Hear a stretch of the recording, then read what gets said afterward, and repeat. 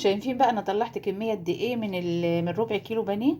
ما شاء الله كميه كبيره موفره واقتصاديه، وتقضي اسره من 5 افراد، يمكن اكتر كمان. ممكن لو عايزه بقى تعملي الرمضان، ممكن تجيبي بقى نص كيلو بانيه، هترمي لك كميه كبيره جدا.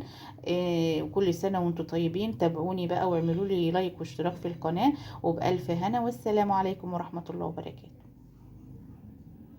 السلام عليكم ورحمة الله وبركاته. ازيكم حبايبي، عاملين ايه؟ كل سنة وانتم طيبين. تعالوا نعمل النهاردة مع بعض ناجتس الفراخ بطريقة سهلة موفرة وبسيطة. وزي ما انت عارفة الاسعار بره بقت غالية نار، هنعملها بطريقة كده سهلة وحلوة قوي، والاطفال الصغيرين هيحبوه. إيه طبعا احنا ممكن نعمل منها كمية كمان لرمضان ونعينها في الفريزر. اول حاجة عندي هنا بطاطستين قشرتهم. انا ما بحبش البطاطس المسلوقة، البطاطس المسلوقة بحس انها ملزقة، لكن البطاطس لما بتبقى كده بتبقى عامله زي الكريسبي في قلب الناجتس. عندي هنا كمان بصلايه قطعتها كده وقشرتها وقطعتها. هنضرب هنا بقى البطاطس في الكبه ومع البصل. لو انت ما عندكيش كبه ممكن تبشريها على المبشره العاديه. يلا بينا، هعملها في الكبه ونرجع مع بعض تاني. هنا بقى ضربت البطاطس وضربت البصل. عندي هنا بقى ربع كيلو بانيه، هضربه برضو في الكبه ونرجع مع بعض.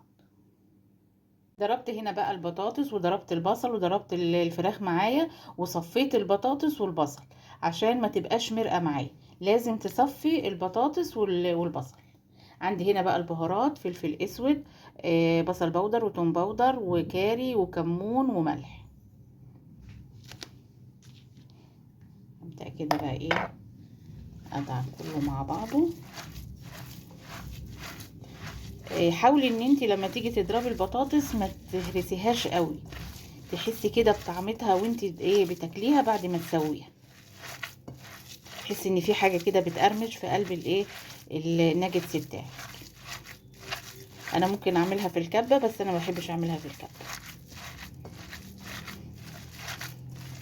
عشان لما تيجي تاكلي كده تحسي بطعم البطاطس والفراخ مش كله في قلب بعضه كده، تحسي ان انت بتاكلي عجينه.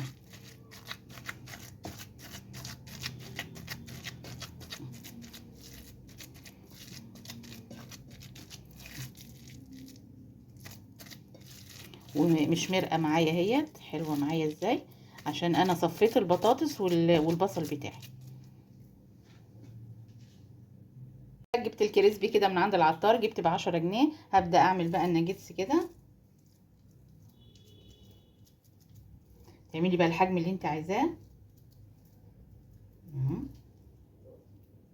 حطي بقى كده. عايزه تعمليه بالبيض براحتك، بس انا بقول اكله بقى اقتصاديه كده، وانا جبت بقى كريسبي وجبت كده.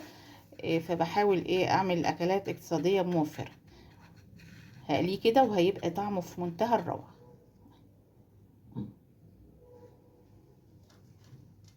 عملت انا بقى الكميه ديت اهي.